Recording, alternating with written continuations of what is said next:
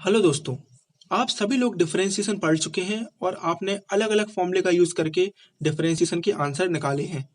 लेकिन अभी भी बहुत से लोग ये नहीं जानते कि डिफरेंशिएशन आखिर होता क्या है, ये कैसा ऑपरेटर है और ये हमें क्या बताता है। तो आज के इस वीडियो में हम ये जानने वाले हैं कि डिफरेंशिएशन क्या होता है और इससे हमें जो आंसर मिलता है वो हमें क्या बताता है। डिफरेंशिएशन के फर्स्ट डेरिवेटिव को हम dy अपॉन dx से रिप्रेजेंट करते हैं और इसका सिंपल सा फॉर्मूला होता है change in y upon change in x और इसके साथ हम लिखते हैं डेल्टा x टेंड टू 0। इसका मतलब होता है x में जो चेंज आया है वो बहुत ही माइन्यूट है। और आज इसी फॉर्मूले को हम बहुत ही सिंपल एग्जाम्पल से समझने वाले हैं। यहाँ पर हम ले रहे हैं एक स्क्वायर और हम सब जानते हैं एरिया ऑफ स्क्वायर का फॉर्मूला होता है साइड स्क्वायर।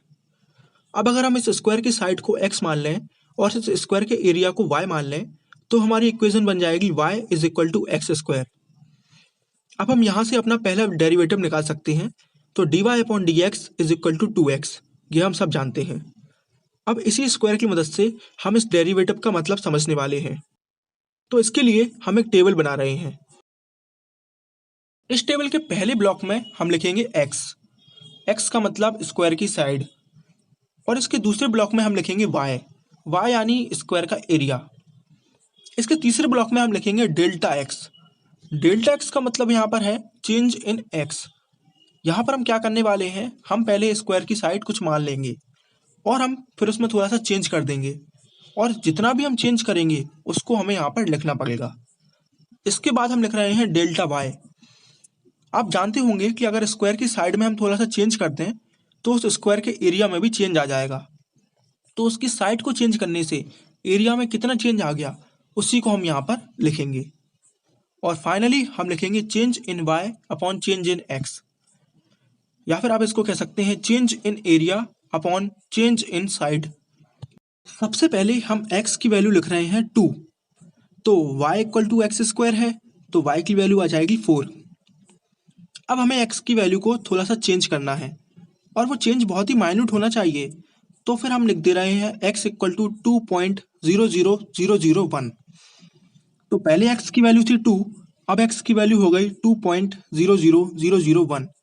तो चेंज कितना आया 0.00001 का। ठीक है, अब क्योंकि इस बार x की वैल्यू 2.00001 है तो y की वैल्यू इसका स्क्वायर होगी, यानी कि 4.00004 अप्रोक्सीमेटली। तो पहले y की वैल्यू थी 4, अब y की वैल्यू हो गई 4.00004।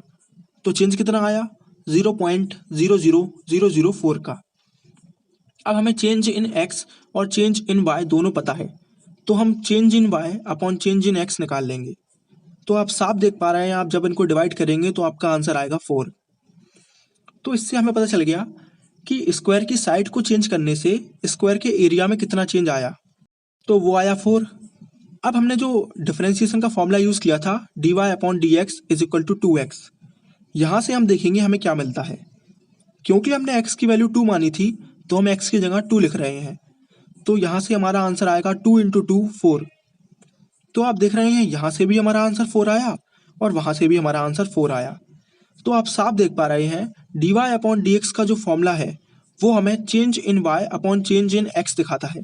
मतलब कि एक वैल्यू में आपने चेंज किया तो उसका दूसरी वैल्यू पर क्या इफेक्ट पड़ा, या फिर आप कह सकते हैं कि आपने एक वैल्यू को चेंज किया तो उससे दूसरी वैल्यू चेंज होगी, और उनके रेशियो को आपको दिखाता है डिफरेंशिएशन।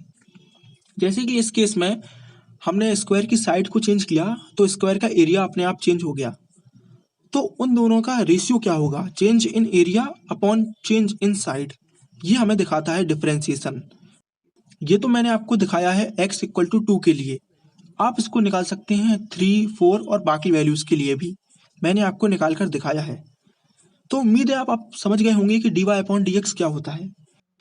और हाँ, आप यहाँ पर याद रखिएगा x यहाँ पर एक इंडिपेंडेंट वेरिएबल है और y यहाँ पर डिपेंडेंट है। इंडिपेंडेंट मतलब x की हम कोई भी वैल्यू मान सकते हैं, लेकिन x की जो भी हम वैल्यू रखेंगे उसी से हमारी y की वैल्यू आएगी, इसलिए हम कहते हैं y जो है वो डिपेंड है x पर। इतना आपको शायद पता होगा। तो उम्मीद है आपको मेरा ये वीडियो पसंद आया होगा। Thanks for watching.